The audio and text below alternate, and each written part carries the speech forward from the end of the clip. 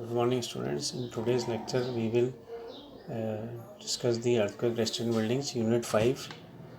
Earlier lecture, we have discussed the introduction of earthquake resistant buildings, in which we have discussed what are the topics in this unit, such as planning, construction of walls, provision of conform reinforcement, construction of beams and columns, base isolation. We discussed the introduction about the earthquake in the earlier class. Then we have also discussed the structure of earth, depth wise with distances. Then what are the steps required for good earthquake resistant building, good structural configuration, lateral stand, ductility, deformability, damageability. Also discuss the various IAS codes used for the earthquake resistant buildings. Then we have also discussed the zones. In India there are 4 zones. This is the map showing the zones. Now we will discuss what are the effects which comes on the building when earthquake comes.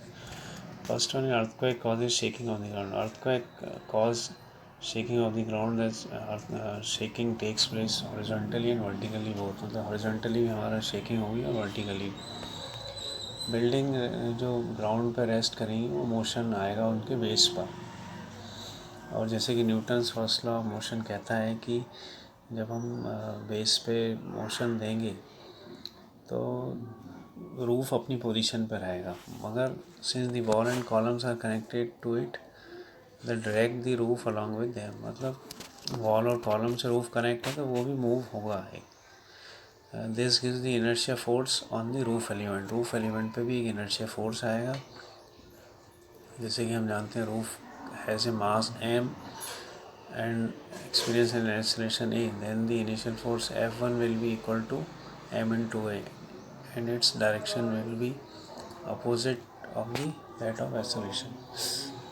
तो shaking होगी horizontally, vertically, base move होगा, उससे wall और column connected है तो roof भी move होगा. और ये डिपेंड करेगा उसके मास और एक्सेलरेशन पे. एक्सेलरेशन जो अर्थक्वेक से प्रोड्यूस हो रहा है, मास जो बिल्डिंग का है. अब जैसे कि बिल्डिंग यदि लाइटर होगी तो वो शेकिंग को बेटर बियर कर सकती, सस्टेन कर सकती है. और अर्थक्वेक की वजह से शेकिंग दोनों डायरेक्शन में होती है. Causes shaking of the earthquake in XY direction horizontally and vertical direction Z. All structure are primary design to carry the gravity loads. सभी स्ट्रक्चर्स अपना ग्रेविटी लोड्स के लिए डिज़ाइन है. यदि लोड ज़्यादा होगा तो फोर्स भी ज़्यादा डेवलप होगा, इनर्शिया फोर्स. लोड कम होगा तो इनर्शिया फोर्स कम होगा. जैसे कि हम जानते हैं downward force mg is called the gravity load.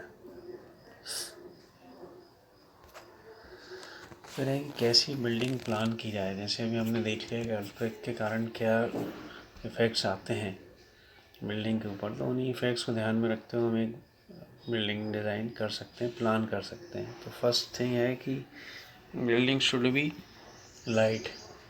पहली अप्रोच हमारी प्लानिंग अप्रोच ये होनी चाहिए, बिल्डिंग शुड बी लाइट. क्योंकि जितनी लाइट होगी उतना डैमेज कम होगा, उतना इनर्शिया फोर्स कम लगेगा.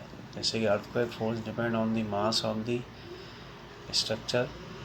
If the structure is heavy, the inertia force acting is more. Collapse of these structures result in heavier damage and loss of lives. Building must be as light as possible. Building जितनी light होगी उतना अच्छा होगा, उतना damage कम होगा, उतनी loss of lives कम होगा. Structure heavy होगा तो इनर्शिया फोर्स ज़्यादा लगेंगे उस पर. तो इसलिए हमें जब प्लान करें बिल्डिंग तो लाइट हो. जब हम सोच सकते हैं कि बिल्डिंग लाइट तो रहती नहीं, मगर हम कोशिश करते हैं कि उसका जितना लाइट हो जाए. लाइट करने के लिए हम उसमें हॉलो ब्रिक्स का यूज़ कर सकते हैं. जैसे पुराने ज़माने में रॉक्स यूज़ होते थे, वो आजकल रॉक्स यूज़ नहीं हो रहे हैं. अब हम पार्टीशन वॉल्स की थिकनेस कम कर दी है. हम पार्टीशन के लिए कुछ अंदर प्लाईवुड पार्टीशंस, एलुमिनियम पार्टीशन, ऐसे पार्टीशंस यूज़ करते हैं। आजकल हम इकोनॉमिकल सेक्शंस डिज़ाइन करते हैं जिनकी थिकनेस कम होती है, चाहे वो स्लैब हो, चाहे बीम हो, चाहे कॉलम हो, इससे भी बिल्डिंग लाइट होती है। तो ये सारी स्टेप्स अपना के हम बिल्डिंग को लाइट बना सकते हैं। दूसरी है plan of building. Plan of building कैसा होना चाहिए? Plan of building should be symmetric. Symmetric मतलब हमें मालूम है कोई सिमेट्रिक बॉडी होगी तो उसका मास उसकी सीढ़ी पर कंसंट्रेट करेगा और इनर्शिया फोर्स या जो फोर्सेस आएंगे अर्थक्वेक की वजह से वो उसको आगे शेक नहीं कर पाएंगे, बैंड नहीं कर पाएंगे, ट्विस्ट नहीं कर पाएंगे। तो बिल्डिंग एज ए होल और its various block should be kept symmetrical about both the axis. The buildings should be symmetrical. Unsymmetrical और asymmetric buildings are subject to twist और torsion during earthquake. जो unsymmetrical buildings होंगी वहाँ ज़्यादा twist या torsion आएगा. The twist make different portions at the same floor level to move horizontally by different amount. This causes more damage. Plan यदि regular है तो बिल्डिंग में डैमेज कम होंगे, डिफॉर्मेशंस कम आएंगे, ट्विस्ट कम आएंगे, टॉर्शन कम होगा। मगर यदि असिमेट्रिकल बिल्डिंग है या अनसिमेट्रिकल बिल्डिंग है तो उसमें फिर ये चीज़ें ज़्यादा नुकसान करेंगी, बिल्डिंग में डैमेज ज़्यादा होगा क्योंकि उसका मास एक जगह कंसंट्रेट नहीं है। तो वो भी इफेक्ट डालेगा कि जब अर्थक्वेक फोर्स लगेंगे तो वो भी बिल्डिंग को नुकसान होगा। Simplicity and regularity. Plan of building का एक पार्ट है कि प्लान सिंपल हो और रेगुलर हो। जैसे कि सिंपल रेक्टेंगुलर प्लान्स प्रेफर किए जाते हैं। जो simple shapes behave better during earthquake than the complex shapes like L, T, E and U. मतलब L shape, T shape, E shape और यू शेप से ज़्यादा अच्छा है कि हमारा शेप रेक्टेंगुलर हो। ये सारे शेप ना हो, एल, टी, ई, यू ऐसे हों तो आप separation of large building into smaller blocks can lead to symmetry and regular. यदि एल, टी और ई या यू शेप है तो इनको भी हम छोटे छोटे पार्ट्स में ब्रेक करके रेगुलर बिल्डिंग बना सकते हैं। फिर साइज़ ऑफ बिल्डिंग। तो साइज़ ऑफ बिल्डिंग में भी देखा जाता है कि बहुत ज़्यादा the length of building should not be more than 3 times it's. मतलब बहुत ज़्यादा लंबी ना हो, उसकी लेंथ उसकी विड्थ के 3 गुना हो।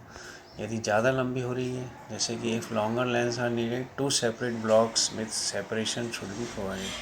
बहुत ज़्यादा लंबी हो तो हम 2 सेपरेट ब्लॉक्स लेंगे, उसी लॉन्ग बिल्डिंग को 2 सेपरेट ब्लॉक्स में ले सकते हैं, 3 ब्लॉक्स में ले सकते हैं, जिससे कि हमारी जो साइज़ ऑफ बिल्डिंग कम हो जाए।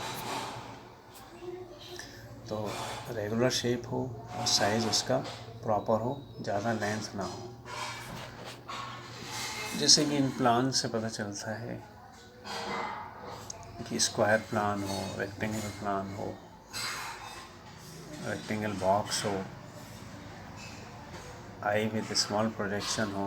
प्रोजेक्शंस भी नहीं होनी चाहिए ज़्यादा, मगर लॉन्ग रेक्टेंगल ना हो, अनसिमेट्रिकल ना हो, आई विथ लॉन्ग प्रोजेक्शन ना हो या यू शेप ना हो, सी शेप, यू शेप, ये सब नहीं होनी चाहिए। यदि बहुत ज़्यादा बिल्डिंग लॉन्ग हो रही है तो हम क्या करेंगे, उसको पार्ट्स में ब्रेक करेंगे। जैसे ये देखिए, इसमें इस बिल्डिंग को हमने 3-4 पार्ट में डिवाइड कर दिया क्योंकि अनसिमेट्रिकल भी थी और लॉन्ग भी थी। तो ऐसा हम सेपरेशन कर सकते हैं। दूसरा हमने यहाँ भी, ये भी एक अनसिमेट्रिकल स्ट्रक्चर था और इसके 3 ब्लॉक्स में अलग अलग कर दिया है इसको।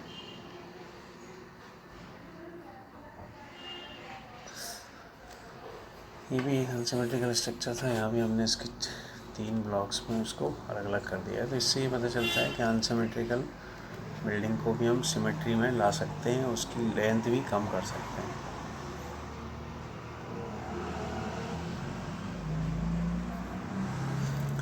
फिर कंस्ट्रक्शन में और क्या इम्प्रूवमेंट्स लाएंगे, जैसे कि एक हो सकता है हॉरिजॉन्टल रेनफोर्समेंट प्रोवाइड कर दें हम।